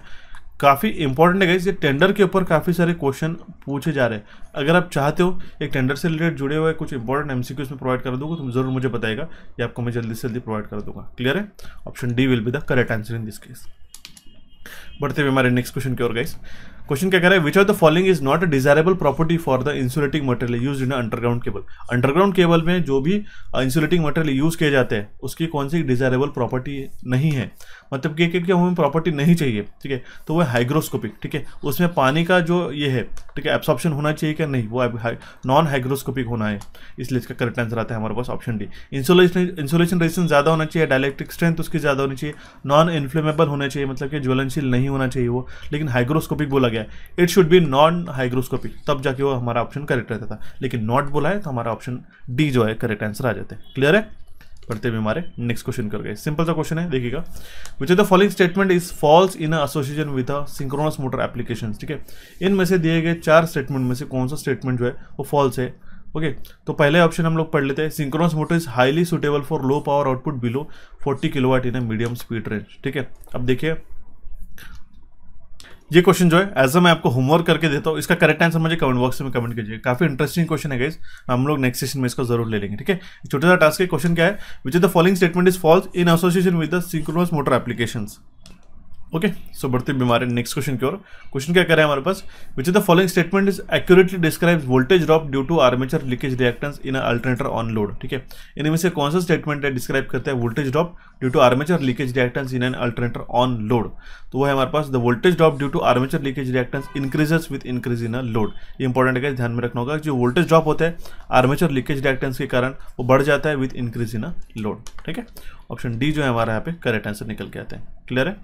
देखते हुए हमारा नेक्स्ट क्वेश्चन गाइस क्या करे, find the electrical energy consumed in a 10 ohm resistance when 100 milliampere current flows for a 2 minute. ठीक है, ये कितना इलेक्ट्रिकल एनर्जी कंज्यूम होगा 10 ओम रेजिस्टेंस में से जब 100 मिली एम्पियर का करंट 2 मिनट के लिए उसमें से फ्लो होता है। तो ठीक है, सिंपल है। एनर्जी का क्या ये होता है रिलेशन गाइस, वो होता है power integrated with the time, power multiplied with the time हम लोग कह सकते हैं। ओके, तो आई का भी वैल्यू गिवन है और आर का भी वैल्यू गिवन है, टाइम का भी वैल्यू गिवन है, तो एनर्जी हम लोग निकाल सकेंगे, E will be equals to what. ठीक है, अब देखिए टाइम में हमारे पास 2 मिनट्स है, तो हम लोग इसको कितना लिखते हैं 120 सेकंड्स। ठीक है, 100 मिली एम्पियर है तो उसको हम लोग वैल्यू कितना लगेंगे 0.1 एम्पियर। ओके, तो यहाँ पे पावर क्या हो जाएगा हमारे पास, हम लोग आई स्क्वायर आर से भी हम लोग लिख सकते हैं यहाँ पे, power will be equals to what, I square R. ठीक है, तो 0.1 का square multiplied by R, R का वैल्यू हमारे पास 10 ओम्स का resistance multiplied by T, T हमारे पास में 120 which is equals to what. ठीक है, आ जाएगा हमारे पास 12 जूल्स। ओके, ऑप्शन ए इस क्वेश्चन का यहाँ पे करेक्ट आंसर निकल के आता है। ठीक है, सिंपल सा क्वेश्चन था। नेक्स्ट क्वेश्चन है, which of the following is correct interrelation between the variables x1 and x2 used in an expression to calculate the sag in a transmission conductor with different heights, where variable x1 and x2 represent the horizontal distance of support at a lower and higher levels from the lowest point of the conductor respectively। very very important question, बहुत बड़ा statement दे रखा है। ठीक है, बिल्कुल भी इसमें घबराने की जरूरत नहीं, सिंपल सा है। ठीक है, एक एक टर्म, ये क्वेश्चन को हालांकि मैं एक्सप्लेन कर ही देता हूँ कि काफ़ी इंपॉर्टेंट है। ठीक है, मैंने कल भी इसका एक्सप्लेनेशन दिया था, सेम क्वेश्चन सैग के ऊपर एक क्वेश्चन पूछा गया था। अगर देखिए यहाँ पे एक ट्रांसमिशन टावर है,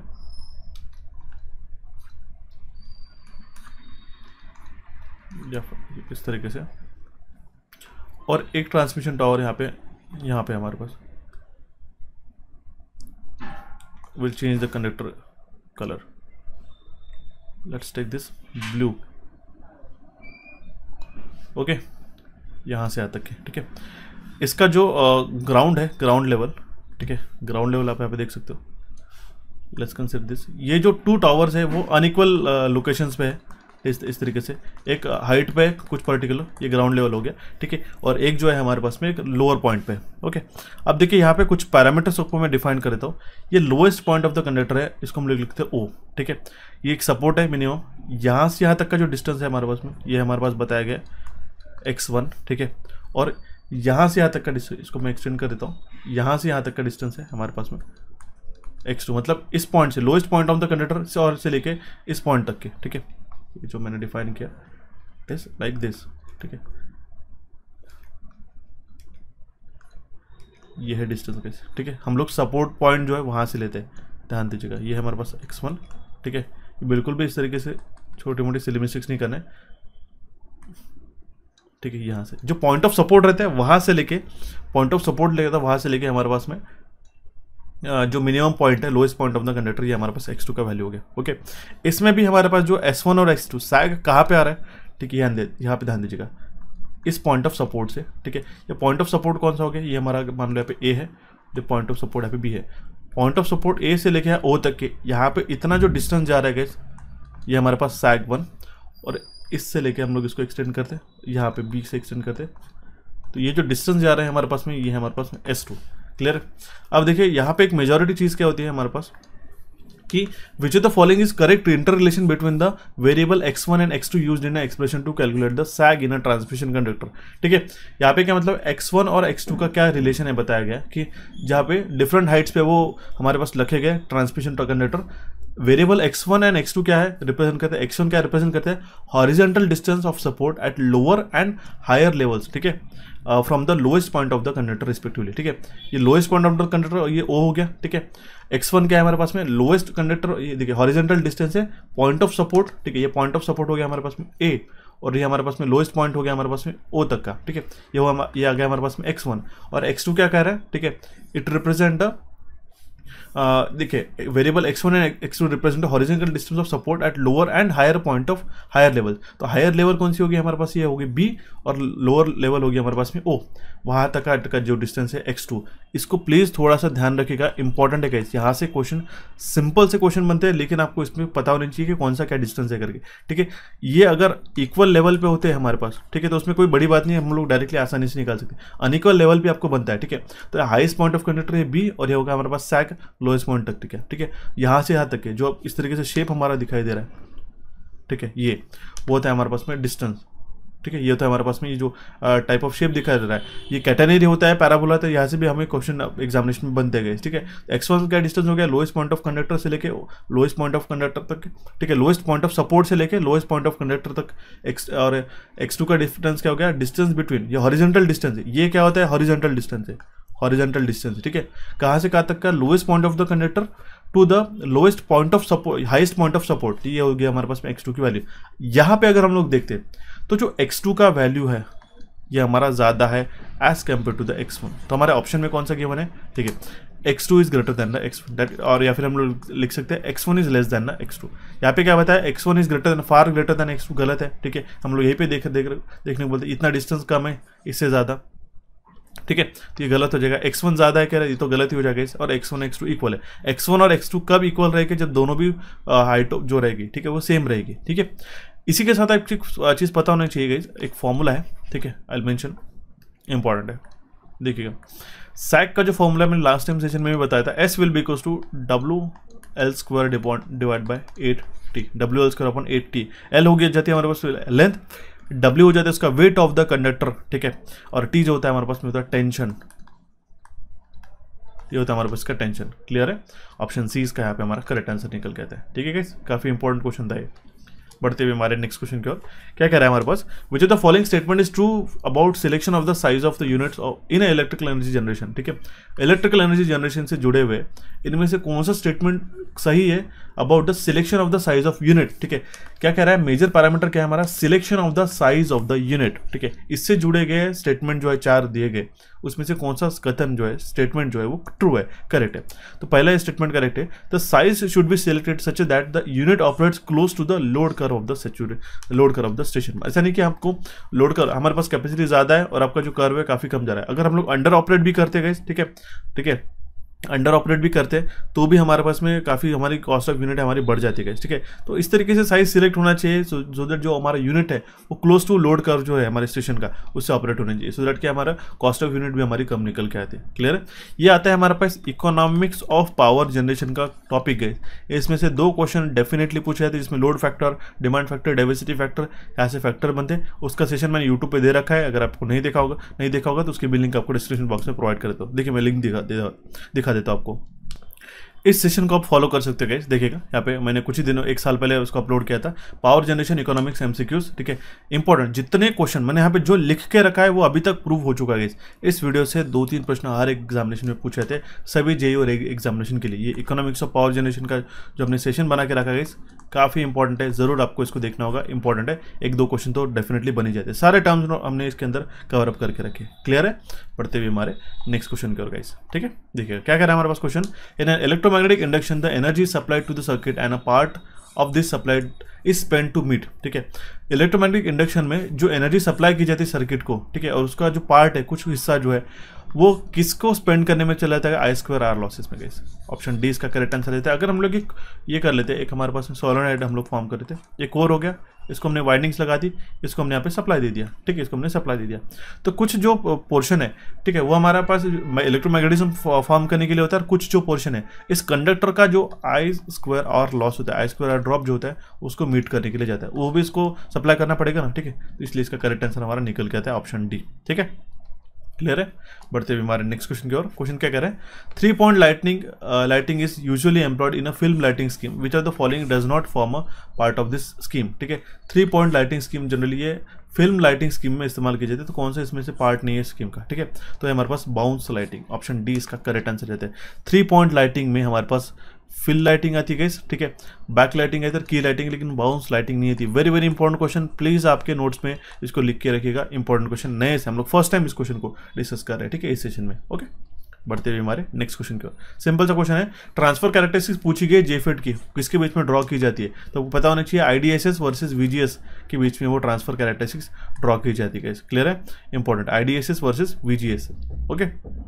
इस तरीके से हम लोग इसको ड्रॉ करती है। हमारा जो डिप्लेशन और एनहांसमेंट मोड में जो हमारा कर्व जाता है वो इस तरीके से फॉर्म होता है। तो ये होता है गाइस हमारे पास में ID, ओके, और ये होता है हमारे पास में VGS, और ये होता है हमारे पास में VGS। अब नेगेटिव और ये पॉजिटिव VGS है, ठीक है। ये यहाँ तक जो क्रॉसिंग होता है ये होता है हमारे पास IDSS। तो IDSS वर्सेस VGS जो है ये रहती है हमारे transfer characteristics, okay. Option D will be the correct answer in this case. Next question is what? In an electrical circuit, the current that changes periodically both in magnitude and direction at regular interval of the time is called as dash, ठीक है। Electrical circuit में जो current जो है change होता है periodically दोनों magnitude और डायरेक्शन में एक रेगुलर इंटरवल पे, उसको हम लोग क्या कहते हैं, उसको हम लोग कहते हैं अल्टरनेटिंग करंट। ऑप्शन डी इसका यहाँ पे हमारा करेक्ट आंसर निकल के आता है, ठीक है, उसको हम लोग कहते हैं अल्टरनेटिंग करंट। सो क्लियर है गाइस, क्या काफ़ी सिंपल सा क्वेश्चन था। अल्टरनेटिंग ऐसे इलेक्ट्रिकल सर्किट में जहाँ पे जो करंट है पीरियडिकली चेंज होता है, ठीक है, मैग्नीट्यूड और उसके डायरेक्शन में, ठीक है। इसका मैग्नीट्यूड था पॉजिटिव, फिर हमारे पास नेगेटिव है, हर हाफ साइकिल के बाद में चेंज होता है, पाई 2 पाई रेगुलर इंटरवल पे, ठीक है। रेगुलर इंटरवल मतलब ये कंटिन्यू रहता है इस तरीके से, सेम एंगुलर फ्रीक्वेंसी के साथ में, ओके। तो ये रहता है हमारा अल्टरनेटिंग करंट। ऑप्शन डी इसका करेक्ट आंसर निकल के आता है। नेक्स्ट क्वेश्चन क्या कह रहा है, consider the following statement about working of a hysteresis motor and choose the suitable combination of the correct choices.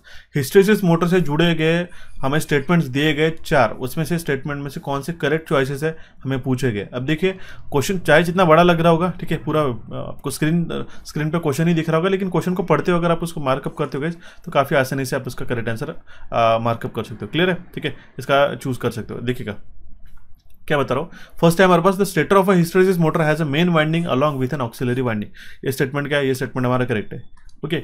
Next है हमारे पास में when the stator winding is fed from a single phase supply it produces the synchronously revolving magnetic field. ये भी statement correct है। जब हम लोग इसको सिंगल फेज सप्लाई प्रोवाइड करते हैं, ठीक है, तब वो हमारा synchronously magnetic revolving magnetic field वो प्रोड्यूस करता है। देन है हमारे पास rotor material is low retentivity so hysteresis loss is low. ये स्टेटमेंट हमारा यहाँ पे गलत हो जाएगा, ठीक है। जो इंपॉर्टेंट है ये अब हमारा पॉइंट है कि हमारा जो रोटर मटेरियल है उसमें लो रिटेंटिविटी बताएगी और लो हिस्टैरिसीस लॉस, तो वो भी हमारा लॉस है। हिस्टैरिसीस लॉस ज़्यादा होते हैं इसलिए हम लोग इसको एज ए हिस्टैरिसीस मोटर करके यूज़ होते हैं। हिस्टैरिसीस लॉसेज के कारण ही वो मोटर यूज़ होती है, ओके।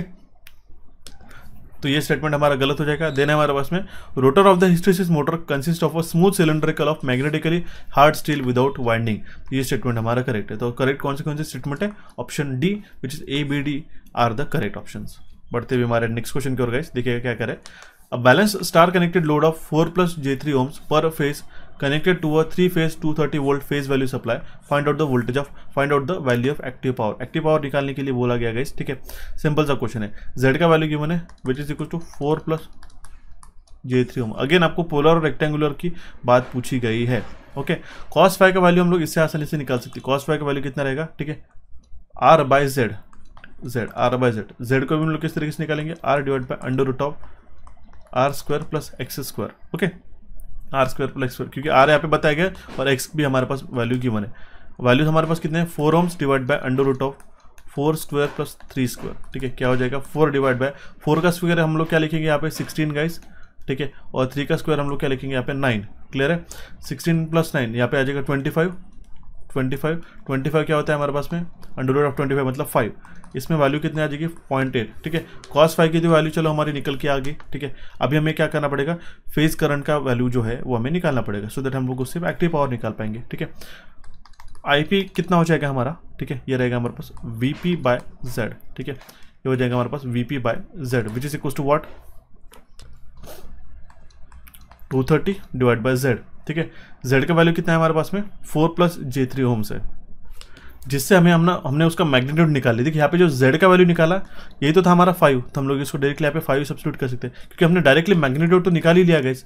क्लियर है, ये तो हमारा मैग्नीट्यूड आ गया 230 डिवाइड बाय 5, ये हो गया हमारे पास में फेस करंट।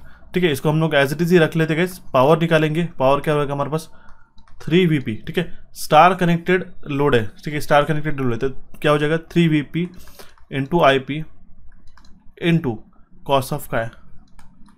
ठीक है, एक तो ये फॉर्मूला होता है, नहीं तो हमारा फॉर्मूला क्या आता है √3 times of VL into IL into cos of phi. ठीक है, क्लियर है, तो हम लोग इसमें वैल्यू सब्स्टिट्यूट करते हैं। 3 इंटू VP का वैल्यू कितना है हमारे पास, वो हमारे पास 230।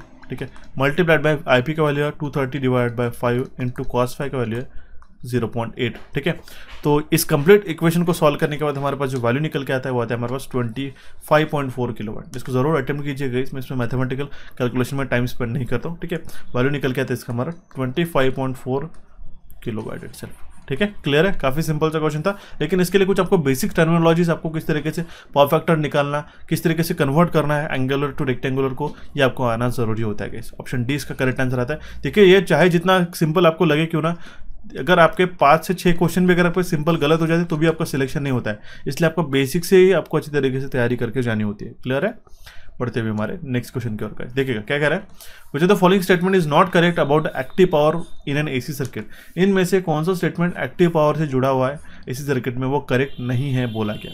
तो active power is the power dissipated in the pure inductance, ये गलत हो जाएगा, सिंपल है। ठीक है, एक्टिव पावर एक ऐसा पावर रहता है जो कि डिसिपेट होता है in the form of pure resistance, in the form of pure resistance. Clear है, option A will be the correct answer in this case. ठीक है, बढ़ते हुए हमारे नेक्स्ट क्वेश्चन की ओर, क्या कह रहा है हमारे पास next question, in an electronic circuit the potential difference across any resistance is a fraction of the total voltage applied across the series combination, such a circuit is called as a dash. ठीक है, उस circuit हम लोग voltage divide, इसका answer already appear हो गया था guys. ठीक है, वोल्टेज डिवाइडर सर्किट हम लोग इसको कहते हैं। कोई भी इलेक्ट्रॉनिक सर्किट के अंदर जो पोटेंशियल डिफरेंस रहता है across any one resistance is a fraction of the total voltage applied across the series combination, such a circuit is called as it is a voltage divider circuit हम लोग इसको कहते हैं। ठीक है, काफी सिंपल, एक ऐसा रेजिस्टेंस है, अब दूसरा रेजिस्टेंस है, तीसरा रेजिस्टेंस है, टोटल हमने सप्लाई देके रखा है, तो इसमें क्या होता है वोल्टेज ड्रॉप क्रिएट होता है अलग अलग रेजिस्टेंस में। क्लियर है, सो बढ़ते हुए हमारे नेक्स्ट क्वेश्चन की ओर क्या कह रहा है क्वेश्चन हमारा, calculate the respective values of magnetising force and flux density at a distance of 10 centimetre from a long circular conductor carrying a current of 100 pi ampere at a placed in the air. ठीक है, question में पूछा गया क्या निकालने के लिए पूछा गया, कैलकुलेट करना है respective value of magnetising force and flux density.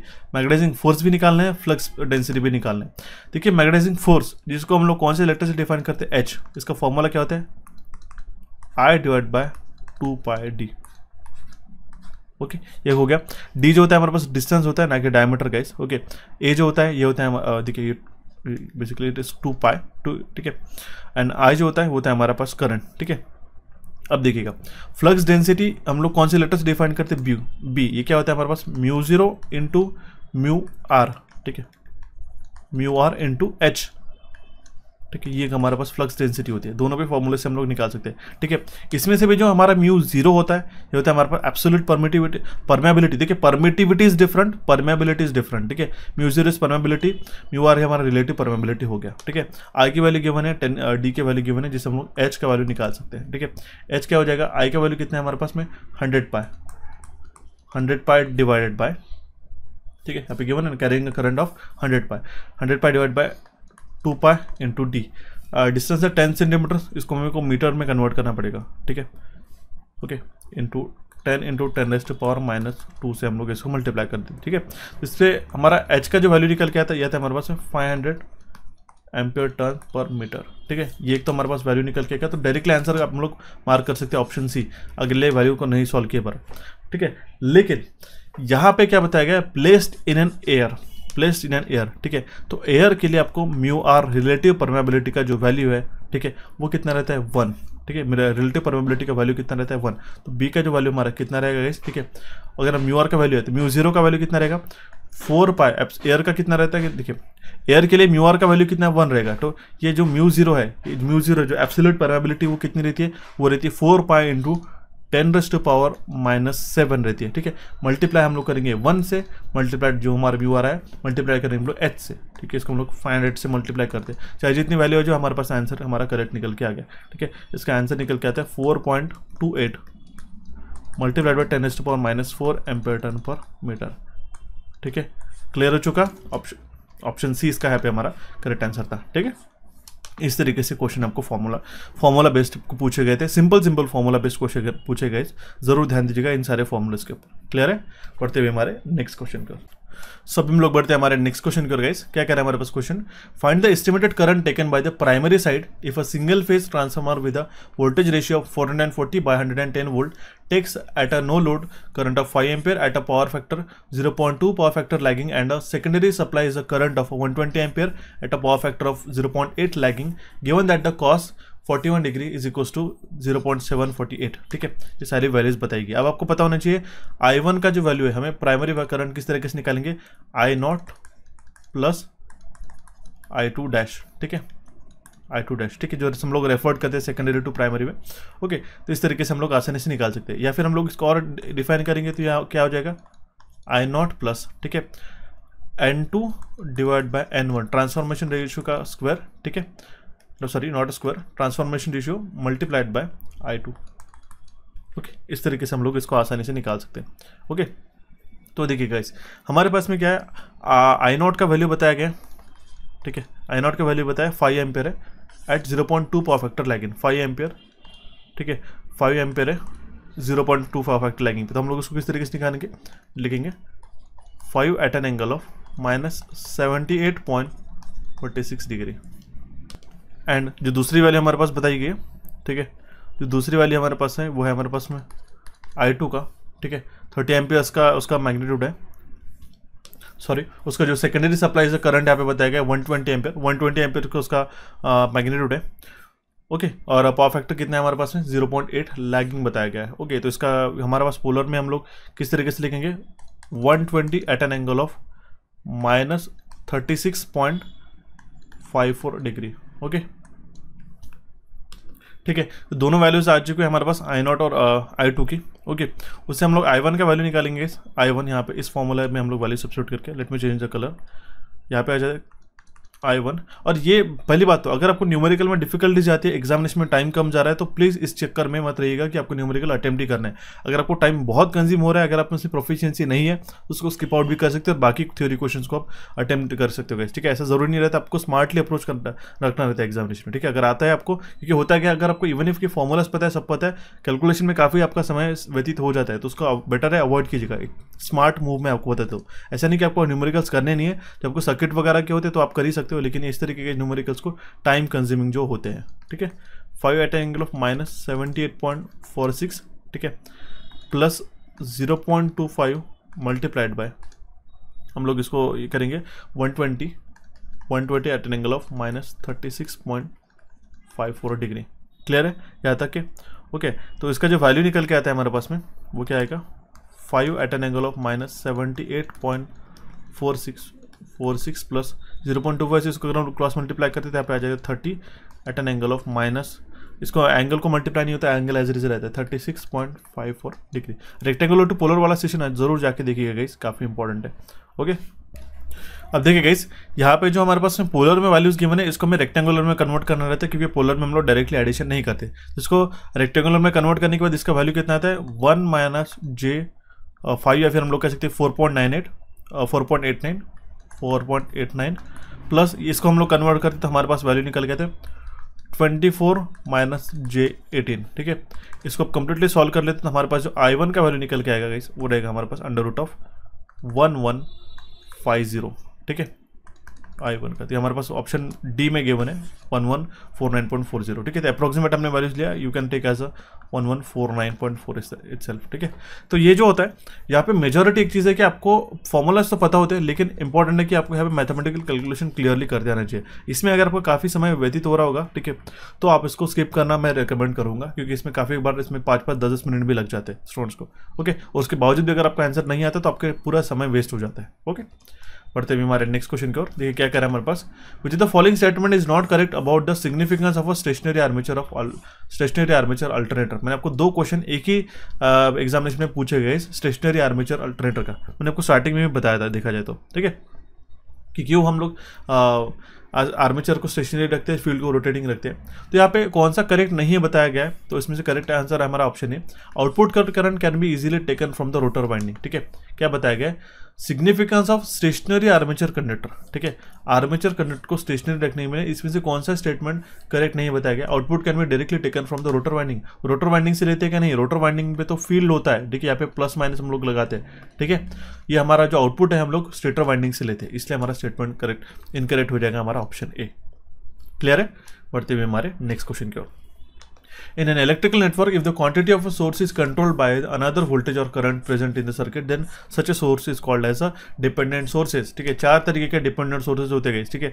Current control current source, ठीक है, करंट कंट्रोल वोल्टेज सोर्स, ठीक है, voltage control current source end voltage control voltage source, ठीक है। डिपेंडेंट और इंडिपेंडेंट 2 सोर्सेज होते हैं। इंडिपेंडेंट मतलब क्या है, सिर्फ इंडिपेंडेंट वोल्टेज है और इंडिपेंडेंट करंट है हमारा, ठीक है। लेकिन डिपेंडेंट में क्या आता है, हमारे पास में 4 अलग अलग तरीके के सोर्सेज आते हैं। एक का जो वोल्टेज है, ठीक है, जो हमारा वोल्टेज सोर्स का जो वोल्टेज का मैग्नीट्यूड है वो किसी दूसरे ब्रांच में फ्लो होने वाले करंट से अगर हम लोग निकालते हैं तो उसको हम लोग कहते हैं वोल्टेज कंट्रोल करंट सोर्स। उसी तरीके से करंट कंट्रोल करंट सोर्स होता है, ठीक है, मतलब कंट्रोलिंग क्वांटिटी है और कंट्रोल क्वांटिटी वो आपकी हमारे डिफरेंट हो जाती है। क्लियर है। करेक्ट आंसर हमारा ऑप्शन है। ये मैंने सारी चीज़ें आपको अपने कोर्सेज के अंदर भी रिकमेंड करके रखी गई, पढ़ा रखी है, ठीक है, इसमें कोई चिंता करने की बात नहीं। ओके, देखते हुए हमारा नेक्स्ट क्वेश्चन क्या कह रहा है। Next question, why is the hold on coil connected in a series with the shunt field in a 3-point starter of a DC motor. क्या कह रहा है, होल्ड ऑन कॉइल जो why is the hold on coil is connected in series with the shunt field in a 3-point starter of a DC motor, ठीक है। Hold on coil क्यों ये connected की जाती है सीरीज में शंट फील्ड वाइंडिंग के, ठीक है, 3-point स्टार्टर में डीसी मोटर के। तो उसका करेक्ट आंसर हमारा ऑप्शन है to prevent the motor from running away in case of open field circuit, ठीक है। ओपन फील्ड सर्किट में मोटर को रन अवे करने से बचाने के लिए इसको ये एक फैसिलिटी की जाती है, ठीक है। ऑप्शन ए इसका करेक्ट आंसर। अब इसके लिए आपको क्या होना चाहिए, 3-point स्टार्टर जो डीसी मोटर का किस तरीके से ऑपरेट होता है ये आपको पता होना जरूरी होता है। क्लियर है। पढ़ते हुए हमारे नेक्स्ट क्वेश्चन की ओर। सिंपल सा क्वेश्चन है, अगर हमारा सिंक्रोनस स्पीड मोटर है का 1000 आरपीएम है, रोटर की स्पीड 970 आरपीएम है, तो परसेंटेज स्लिप कितना होगा ये हमें पूछा गया। Slip is what, synchronous speed minus rotor speed divide by synchronous speed. Clear है। तो अब देखिए इसको हम लोग आसानी से निकाल सकते हैं। 1000 माइनस 970 डिवाइड बाय हमारे पास ये आ जाएगा 1000। ओके, तो 30 डिवाइड बाय हमारे पास कितना आ जाएगा, 30 divide by 1000 which is equal to 0.03, ठीक है। इसको अगर हम लोग 100 से मल्टीप्लाई करते तो 3% इसका करेक्ट आंसर निकल गया था। सिंपल सा क्वेश्चन था गाइस। नेक्स्ट क्वेश्चन है, which are the following type of steel is use to make the core of a transformer. इनमें से कौन सा टाइप ऑफ स्टील जो है कोर बनाने के लिए यूज किया जाता है ट्रांसफार्मर के, तो उसके लिए हम लोग जो है सिलिकॉन स्टील का इस्तेमाल करते हैं, ठीक है। सिलिकॉन स्टील का हम लोग इसमें इस्तेमाल करते हैं, ठीक है, जिसमें हमारे पास अगर हम 3% सिलिकॉन भी डालते हैं आयरन कोर में तो हिस्टेरिसिस लॉस भी हमारा इसमें रिड्यूस हो जाता है, ठीक है। तो ऑप्शन बी इसका हमारा करेक्ट आंसर निकल के आता है। नेक्स्ट क्वेश्चन है, the deflection sensitivity in a cathode ray oscilloscope is dash of the mass of electron, ठीक है। जो डिफ्लेक्शन सेंसिटिविटी है सीआरओ में वो क्या है, वो हमारे inversely proportional to square root of the mass of the electron. Very very important question guys.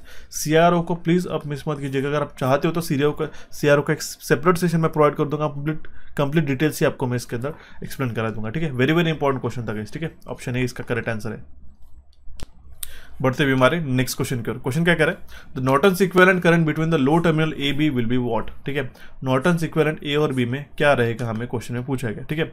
अब देखिएगा नॉर्टन्स इक्विवेलेंट निकालने के लिए हमें क्या करना पड़ेगा, ये ए और बी को हमें शॉर्ट करना पड़ेगा। अगर इसको हमने शॉर्ट कर दिया तो ये 15 ओम का रेजिस्टेंस ये तो हमारा डायरेक्टली बाईपास हो जाएगा।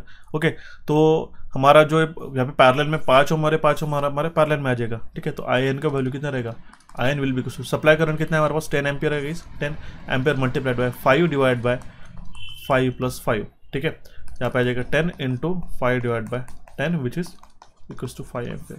सिंपल है, ऑप्शन बी इसका करेक्ट आंसर निकल के आ गया। ठीक है, नेक्स्ट क्वेश्चन की ओर बढ़ते हैं। What is the main reason of placing field winding on the stationary rotor. ठीक है, सेम क्वेश्चन अगेन पूछा गया गाइस, क्या कारण है कि हम लोग फील्ड वाइंडिंग को स्टेशनरी रोटर पे ही हम लोग प्लेस करते हैं। एक कॉन्सेप्ट के ऊपर 3 क्वेश्चन पूछे गए, ऐसा भी होता है, इसलिए आपको हर एक कॉन्सेप्ट को थोरली जाना चाहिए। ठीक है, तो ये क्या आता है, हमारा जो इंसुलेशन होता है हाई वोल्टेज का काफ़ी ईजी रहता है स्टेटर के ऊपर इंस्टेड ऑफ अ रोटर। ठीक है, अगर हम रोटर के ऊपर 3 वाइंडिंग्स को अगर हम लगते हैं तो उसका हाई, ठीक है, एक तो पहली बात तो मैकेनिकल बैलेंस रहता ही नहीं उसका, ठीक है, उतना अच्छी तरीके से, और हमें सप्लाई कनेक्शन आउट करने के लिए 3 स्लिप रिंग की जरूरत रहती है। ठीक है, इंस्टेड ऑफ 2, और मेजर बात होती है कि इंसुलेशन हम लोग प्रोवाइड करने के लिए काफ़ी दिक्कत जाती है उतना। ठीक है, इसलिए इसका करेक्ट आंसर हमारा निकल के आता है ऑप्शन बी। बढ़ते हुए हमारे सेकंड लास्ट क्वेश्चन की ओर गाइस, क्या कह रहा है हमारे पास question, admittance of the electric circuit is represented by y = 3 + j4, value of resistance कितना रहेगा हमें पूछा गया। सिंपल है गाइस, z = क्या होता है, ठीक है, r + jx। आपको एक एक चीज़ मैं बता देता हूँ, ये काफ़ी इंपॉर्टेंट है, हर बार बनता है। z होता है हमारे पास इंपेडेंस, r होता है रेजिस्टेंस, j होता है ये सॉरी x होता है हमारे पास में रिएक्टेंस, जिसमें हमारा इंडक्टिव रिएक्टेंस आता है और कैपेसिटिव रिएक्टेंस आता है। इसी के जस्ट अपोजिट होता है। ठीक है, y = g + jb। ठीक है, b मतलब क्या होता है गाइस, b मतलब होता है ससेप्टेंस, SUSCEPTA, ससेप्टेंस होता है। ठीक है, g क्या होता है हमारे पास कंडक्टेंस, g होता है हमारे पास conductance, and y is what, y is a admittance. ठीक है, ये सभी के एक दूसरे का अपोजिट रहते हैं। इंपेडेंस के अपोजिट क्या होता है, ये होता है हमारे पास में एडमिटेंस का। ठीक है, हम लोग ऐसे लिखते हैं z = 1/y, इसी तरीके से। ठीक है, ससेप्टेंस क्या है, रेसिप्रोकल है रिएक्टेंस का। ठीक है, कंडक्टेंस क्या है, रेसिप्रोकल है हमारे रेजिस्टेंस का। अब देखिए y का वैल्यू हमारे पास बताया गया है। ठीक है, तो हमें रेजिस्टेंस का वैल्यू निकालना है। ठीक है, तो z का वैल्यू कितना हो जाएगा, 1/3 + j4। करेक्ट है, तो हम लोग को इसको एक बैलेंस आउट करने के लिए हम लोग को इसको मल्टीप्लाई करना पड़ेगा 3 - j4 से। ठीक है, तो इसका वैल्यू हमारा कितना निकल के आता है गाइस। ठीक है, इसको अगर हम लोग कैलकुलेट करते हैं तो ये आ जाएगा हमारे पास 1/25 3 - j4। ठीक है, इसका वैल्यू निकल के आएगा 3/25। Option D will be the correct answer in this case. Okay, again फिर से आपको यहाँ पे कौन सा कॉन्सेप्ट काम में आता है, रेक्टेंगुलर और पोलर कन्वर्जन का, इसलिए ये आपको चीज़ें बताना जरूरी है। Okay, the last question of the session is, in an electrical signal waveform, if each value on the curve is proportional to the sine of angle of rotation of the coil, then such wave is called as। ठीक है, simple सा है, definition बताई गई। ठीक है, electrical signal waveform में हर एक वैल्यू जो है कर्व का वो प्रोपोर्शनल है sine of the angle of rotation of the coil, then such waveform is called as a sine wave. Again single concept के ऊपर 2 बार क्वेश्चन पूछा गया। ओके, ऑप्शन ए इस क्वेश्चन का करेक्ट आंसर था।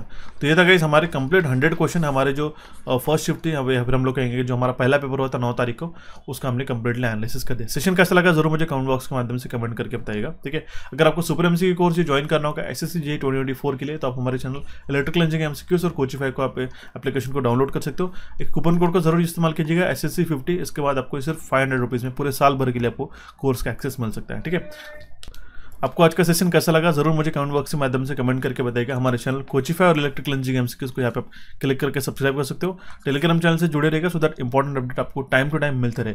रिसेंट सेशन देखने के लिए, इसका पार्ट है देखने के लिए यहाँ पे आप क्लिक करके देख सकते हो। अपकमिंग सेशन आपको यहाँ पे आपको मिल जाएगा। So thank you for watching this session, have a nice day. मिलते हुए हमारे नेक्स्ट सेशन में।